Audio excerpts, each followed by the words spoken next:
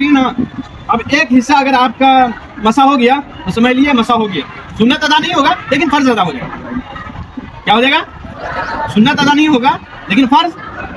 अब सुन्नत अदा के लिए पूरे सर का मसा कुछ यूं करते हैं, यहाँ से मान लो हमारा पूरे हाथ तर है, पलीद नहीं हुआ। अब यहाँ से स्टार्ट करेंगे, यहाँ से आगाज हुआ, यहाँ से लेते आएंगे। हम कौन 3 उंगली लेके जा रहे हैं ना, देखते रहिए पूरा तरीका। यहाँ से लेके गए, इस तरफ से लेके गए और यहाँ तक लाएं।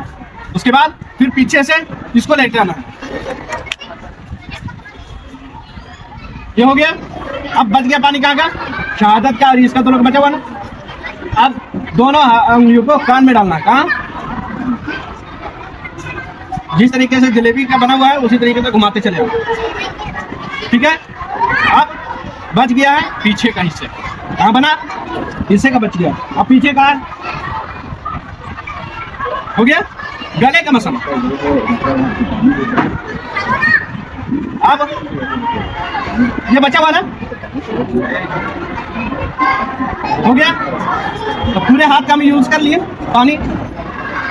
कुछ यूं ही है। अगर फर्ज ये अदा करना है सिंपल, इतना भी किए काफी मसा हो गया, लेकिन क्या नहीं हुआ?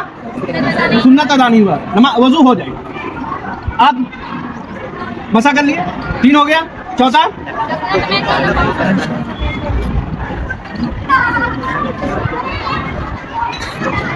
ये जो लास्ट वाला मुंड रहा है ना, घुटना, इसको यहाँ तक के धोना। नजर आ रही है सभी को?